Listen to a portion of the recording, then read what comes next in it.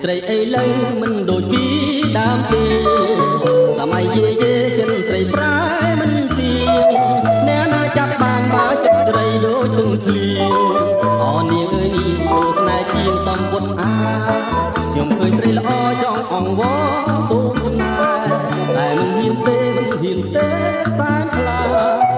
ស្រីអីលើចិនគិតទៅដូចបិសាគួរឲ្យខ្លាចខ្លាចជាងខ្លាទៅទៀត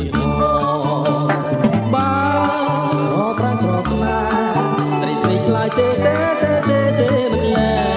ងគួយបើរូបយើងគ្នាយ៉ាងណាតែគ្មានប្រាំងគឺចាស់គេថារូបខ្មៅតែប្រាក់សច្បាស់ណាស់គេថារូបចាំងតែប្រាក់ក្មេងក៏ត្រូវយេយេយេយេយេស្រីអីលើប្រយ័ត្នទៅគេលួចស្នេហ៍ដូចទុំនិញ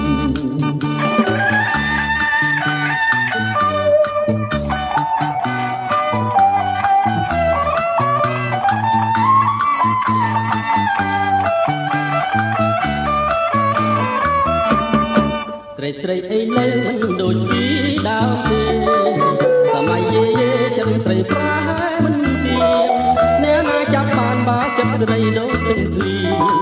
អនាងអើយនាងបដូរស្នេហ៍ជាងសំពុតអាខ្ញុំឃើញស្រីល្អចង់អង្វរសូមស្នេហ៍តែមិនហ៊ានទេមិនហ៊ានទេសែនខ្លាស្រីអីលើចិនគិតទៅដូចបិសាគួរឲ្យខ្លាចខ្លាចជាងខ្លាទៅទៀត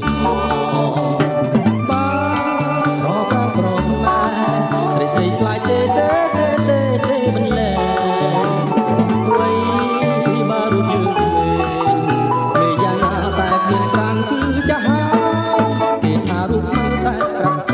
ច្បាស់ណាស់គេថារូបចាំងតែប្រាក់ក្មេងក៏ត្រូវ